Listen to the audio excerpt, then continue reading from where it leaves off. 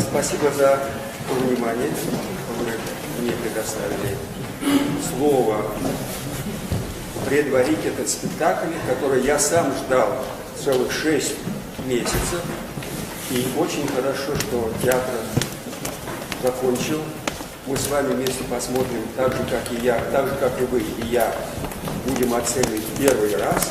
Я думаю, что, как я вижу и знаю, вот даже по очень короткому знакомству с работниками этого театра, здесь работает очень хороший творческий коллектив. Не в очень большом театре, не в очень большом городе есть хороший творческий коллектив. Коллектив, который взялся за осуществление пьесы автора, который писал когда-то и другие пьесы, но автора, который... Вот сегодня мы с вами беседовали о том, как преподавать национальные языки, литературу, культуру и так далее. Вот как раз эта тема сегодня на этом спектакле и защищается. Пусть это на русском языке, потому что театр русский, и благо, что русский театр берет национальную вещь, переводную вещь, и решает эту вещь так, как автору хотелось бы это видеть. А перед тем, как вот начнется этот спектакль, я хотел бы немножечко дополнить то, что я там не сказал вам, потому что действительно время наше ограничено довольно. Единственное могу сказать, что я ваш родственник, действительно, и правильно немножко отметили. Я когда-то, а когда-то это, дай Бог, почти 60 лет, привез сюда свою сестру, Раису Сергеевну Брыжинскую, которая потом стала Нарушевой, и которая всю жизнь, всю свою педагогическую жизнь и работу отдала вашему селу, вашей школе, не вашей, а Кирюшкинской школе. Это вот первое. Второе, я хотел несколько слов сказать о том, чем я занимался, и почему именно я оказался здесь, на этой сцене, почему сегодня мою пьесу ставит этот замечательный коллектив. Дело в том, что я закончил театральный институт, театроведческое отделение, достаточно хорошо знаком с родной культурой, всю жизнь изучал я и язык, и литературу, и искусство, культуру Мордовии.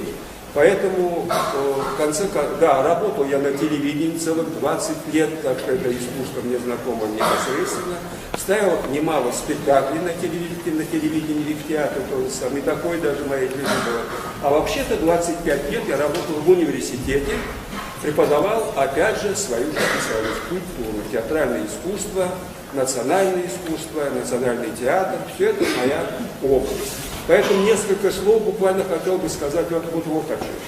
Как вам устраивать работу по воспитанию национального, в ваших школах, национальных школах, прежде там, где есть Мордва, и не только Мордва. Дело в том, что вот так же, как на этом спектакле, видите, большое внимание я бы вам советовал обратиться на обрядовость, на культуру, народную культуру Мордвы. Народная культура Мордвы богатейшая, особенно песенное творчество. Мало таких народов в мире, которые бы пели таким многоголосием, как поет мордовская женщина прежде всего. Мужское пение как-то у нас ушло куда-то.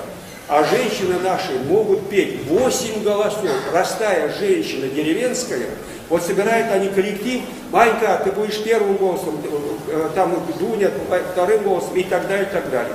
И вот простые женщины, необразованные, даже неграмотные, могли петь. Ну, сейчас, к сожалению, их почти не стало уже. И вот когда идет у нас ежегодный фестиваль, то уже мы этих старушек, родных, милых старушек, уже не видим. Они ушли куда-то. А молодежь, к сожалению, и наша с вами вина, мы не воспитываем любви. Мы ни в том не воспитываем, воспитываем, но не можем, никак не можем воспитать любовь к своему искусству, своей культуре, где именно человек проявляет из себя вот любовь к своему отечеству, такому маленькому, да не только маленькому, но и большому, через культуру.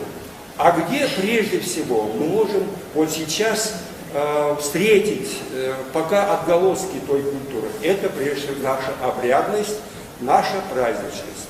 Я не буду говорить, перечислять все эти праздники, где есть действо, где есть игра, где есть песня, где есть танец, где есть переживания большие, где есть поэзия, очень высокая народная поэзия. Они все, я назову вам книгу, они все в этой книге есть. Это, я не думаю, что я хвалить себя буду ни в коем образом, но есть такая книга, которая называется «Мордовская народная драма». Большая книга. И там, в этой книге, даны 10 пьес, которые построены на обрядовости Мордвы. Здесь и девичьи праздники, здесь и рождественские праздники, и прочие праздники, где проявляется душа народа, проявляется искусство, драматическое искусство народа, песенное искусство народа. И вот этим путем, почему я обращаю на это всегда внимание, потому что через культуру, через искусство, и прежде всего песенное искусство, и танцевальное, конечно, и игровое искусство, и воспитывается душа человека. Вот я хотел бы себя, прежде всего, пригласить, и, конечно, ваш, на тот спектакль, который мы сейчас с вами будем смотреть. Я думаю, что этот творческий коллектив очень творческий, и мы получим определенное удовольствие. Да, единственное, что хотел, я просто забыл, вот эта пьеса, это самая первая пьеса в серии 25 пьес, полнометражных, порой очень больших пьес, которые посвящены жизни Мордвы, прежде всего.